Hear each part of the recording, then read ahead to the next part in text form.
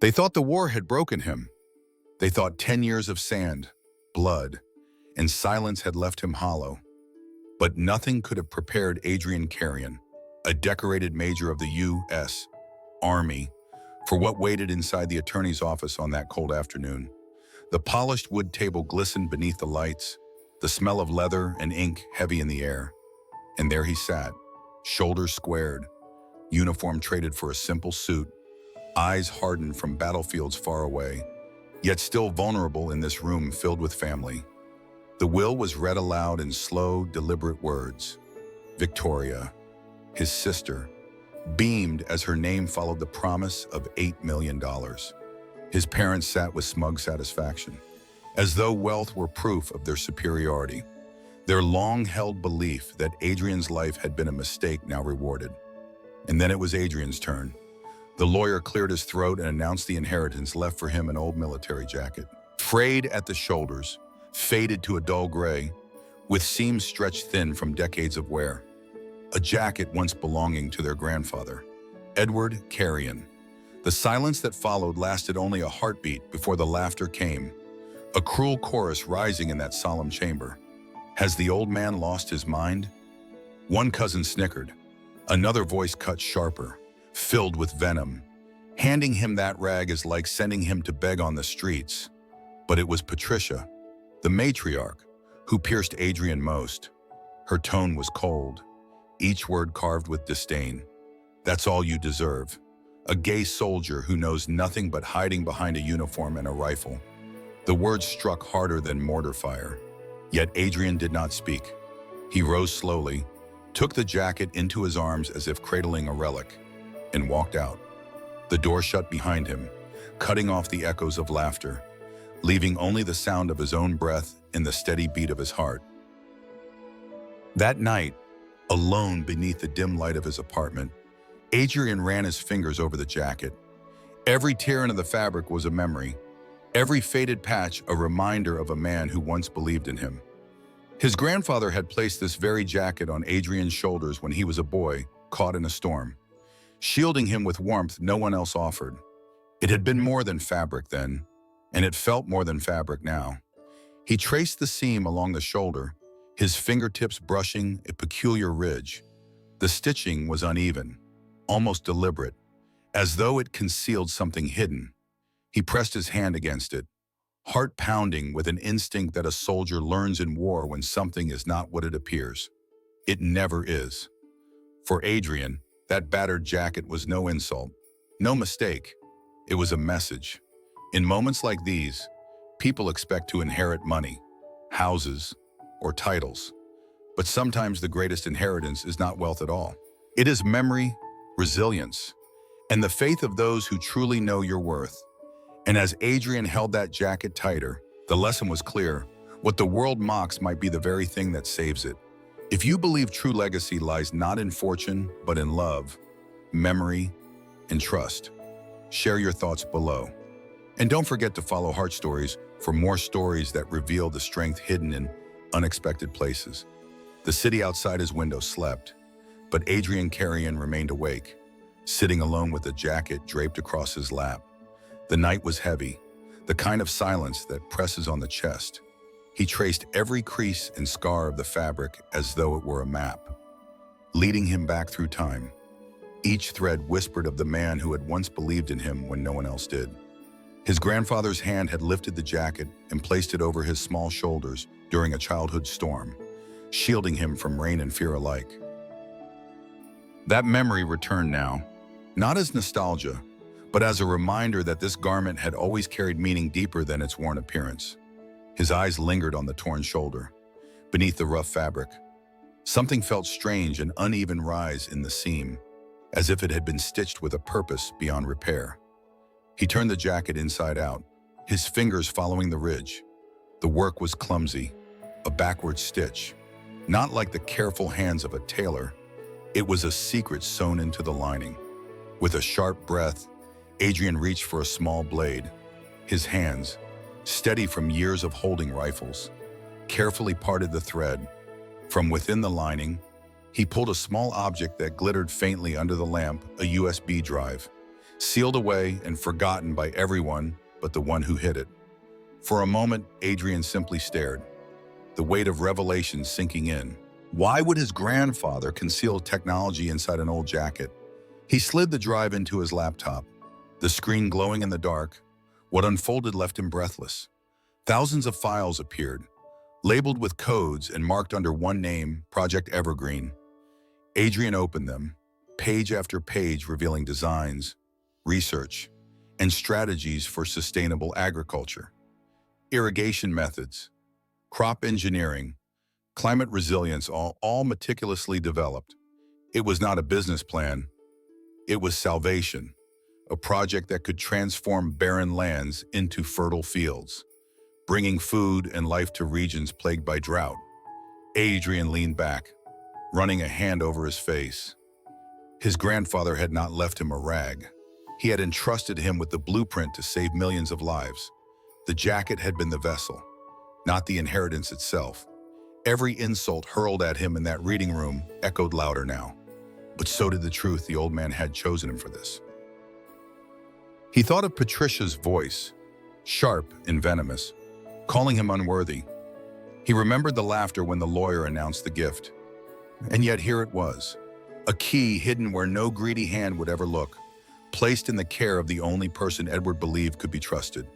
The soldier who had spent years learning how to protect others was now tasked with protecting something far greater than himself. Adrian's chest tightened, not with bitterness, but with awe. His grandfather's wisdom had not been measured in currency, but in foresight. By leaving him the jacket, Edward had made sure that only the one who understood sacrifice would uncover its true weight. The old man had believed Adrian's scars and solitude were not weaknesses, but signs of resilience. The night grew colder, yet Adrian felt warmth spread through him. He folded the jacket carefully, setting it beside him like a silent companion.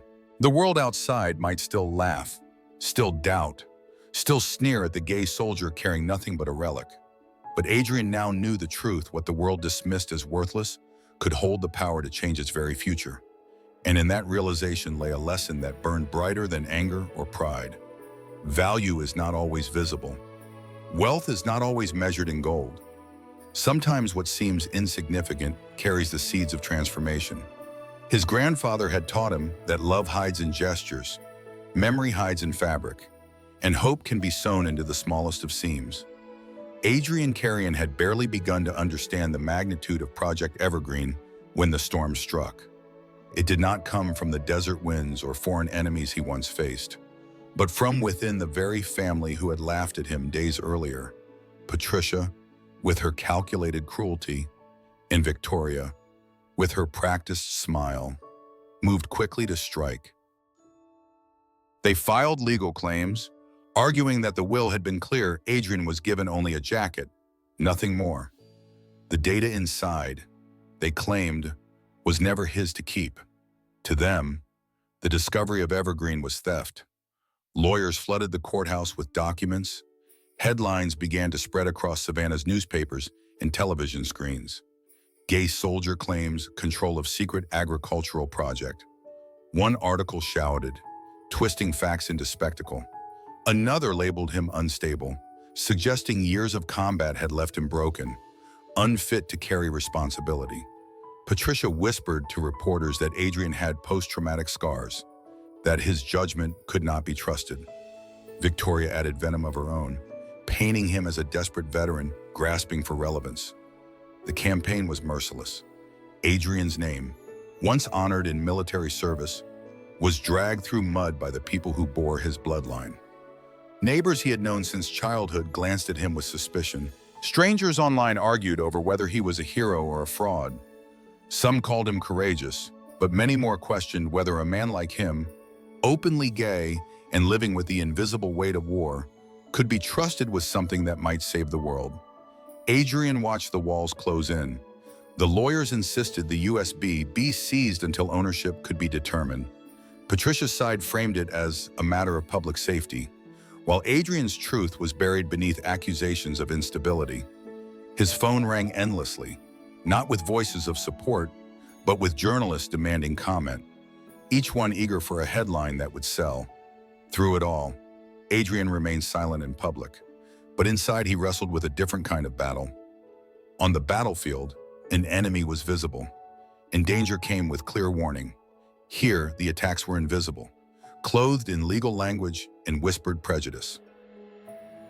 He realized that the war his grandfather had prepared him for was not fought with weapons, but with endurance, clarity, and faith.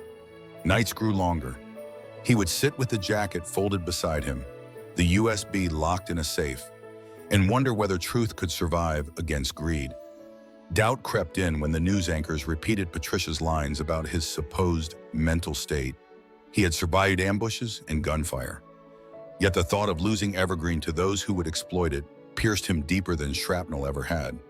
But amid the fear, he remembered one unshakable truth: his grandfather had chosen him. Edward Carrion had not placed the USB in Patricia's hands or Victoria's safe.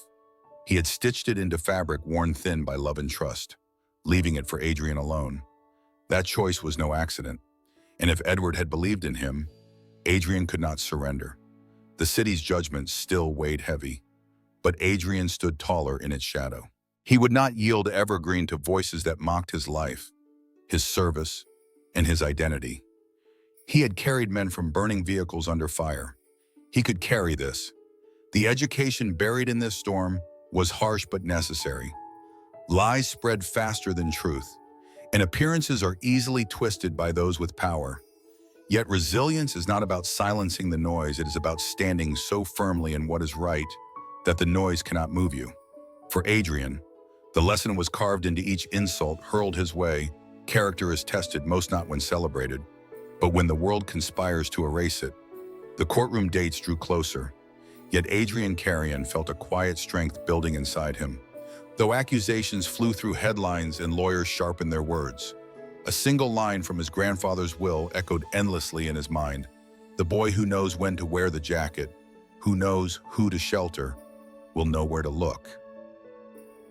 Those words were more than sentiment. They were a riddle waiting to be solved. He returned to the box of personal papers Edward Carrion had left behind and letters folded carefully. Notes written in a hand that trembled with age, yet carried clarity. Adrian read through each page with a soldier's patience until he came across one envelope tucked beneath older documents. The paper was worn thin, the ink slightly faded, but the message within struck him with force. In that letter, Edward confessed what no one outside the family had known. Patricia and Victoria had already conspired to sell Project Evergreen to a corporation called Brightfield. Their plan was to hand over the research not for the good of the people, but for staggering profit. Edward wrote that he had feared his life's work would be stripped from its purpose and turned into a commodity for the highest bidder. He explained why he had chosen not to leave property or accounts that greed could devour. Instead, he placed the future of Evergreen in the lining of a jacket, entrusting it to the only soul he believed still carried honor above wealth. As Adrian traced the loops of his grandfather's script, the pieces locked into place, the insults at the will reading, the laughter over a jacket, the storm of rumors that followed every bit of it had been anticipated. Edward knew that exposing Evergreen openly in his will would only feed the hunger of those who valued fortune over humanity. So he chose a path no one else could understand. He chose to hide salvation in plain sight, knowing only Adrian would value the memory of an old coat enough to discover its secret. Adrian folded the letter slowly, a tide of emotions pulling through him: grief for the grandfather who had carried such a burden, anger at Patricia and Victoria's betrayal, and pride that Edward had trusted him with something so immense. The truth was no longer fragile. It was written, sealed in ink, and it carried the weight of Edward's intent. That night, Adrian prepared carefully. He placed the USB and the handwritten letter into a secure file, each piece of evidence guarded like a weapon. Yet this battle was not fought in deserts or ruined cities. It would be waged in courts, in the eyes of strangers, under the scrutiny of a society eager to decide who was worthy. The loneliness of his fight had not lessened. Neighbors still whispered. Reporters still painted him unstable, and his own family's voices rang with venom. But Edward's words gave him clarity. They reminded him that integrity is not something anyone else can bestow or take away. It is carried like armor, invisible but unbreakable. Adrian lay back in his chair and closed his eyes, the jacket resting once again over his shoulders. For the first time in weeks, the fabric felt less like a burden and more like a shield. He understood now that legacy is not measured by what one owns, but by what one protects. And the lesson ran deeper still. Love sometimes disguises itself as hardship. Trust sometimes arrives wrapped in ridicule. And truth often waits in silence until one dares to look closer. In the quiet, Adrian realized his grandfather had not just left him a project. He had left him the courage to face betrayal with dignity, to confront deceit with evidence, and to rise above hatred with the steadiness of a man who knows who he is. The courthouse filled with whispers the morning Adrian Carrion walked inside, the old jacket folded neatly across his arm. The polished floors echoed with footsteps. Cameras flashed in bursts of light, and the air itself seemed heavy with anticipation. Patricia sat with her lawyers, chin lifted, while Victoria dabbed at her eyes as though grief could mask greed. The trial had already become a spectacle, the fate of Project Evergreen turning into public theater. When the session began, Patricia's attorney wasted no time. He rose, voice sharp, eyes fixed on Adrian. This man has no rightful claim. He was given a jacket, nothing more. The USB he parades around is not his inheritance, but stolen property. And let us not forget, he paused for effect. Letting the silence grow heavy, Adrian Carrion is not blood. He is adopted. He is no heir, no true son of Edward Carrion. The courtroom gasped. Even those who had followed the scandal closely seemed shaken by the revelation.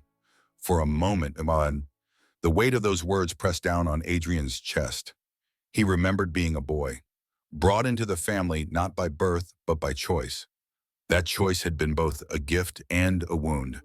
Now it was being wielded like a weapon to strip him of everything. Adrian stood slowly, adjusting his shoulders, steady as if facing an enemy line.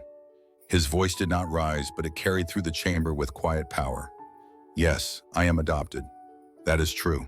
And it is precisely because I am not bound by blood that I am free from the greed that has poisoned this family. My grandfather did not entrust Patricia or Victoria with Project Evergreen because he knew they would sell it for profit. He entrusted it to me, not because of blood, but because of trust. He placed the letter on the judge's bench, Edward's handwriting clear for all to see. He presented the USB, evidence of what had been hidden, proof of both the project's existence and its intent. Finally, he offered the words that mattered most, the line from Edward's will that only he could decipher. The boy who knows when to wear the jacket, who knows who to shelter, will know where to look. The courtroom fell into silence. Patricia's protest grew frantic. Victoria's tears became shrill cries. But the weight of Edward's truth crushed their accusations. The judge reviewed the documents, the evidence undeniable. In the end, and the verdict was clear, Project Evergreen would remain in the hands of the one Edward had chosen and trusted, Adrian Carrion. The gavel struck, and the noise of the room exploded. Reporters rushed to capture the moment, Patricia shouting as security guided her away, Victoria collapsing into her chair. Adrian did not gloat. He did not raise his fist in triumph. Instead, he stepped outside, the jacket draped over his shoulders once more. It was no longer just cloth. It was memory, responsibility, and proof that family is not defined by blood alone. As the sun broke through the clouds, Adrian felt its warmth across his face. He thought of Edward, of the lesson hidden inside every stitch. Love is not proven by inheritance, but by the trust to carry forward what matters most. And legacy is not measured in money, but in the courage to protect something bigger than oneself. He walked down the courthouse steps, the jacket moving gently in the breeze, not as a mark of victory, but as a promise to honor the faith placed in him. What about you? Do you believe true family is bound by blood, or by the choices we make to protect and love one another? Share your thoughts in the comments. And if this story moved you, don't forget to like, subscribe, and follow Heart Stories. More stories await, stories that remind us that sometimes the greatest inheritance is not wealth, but the values we carry forward.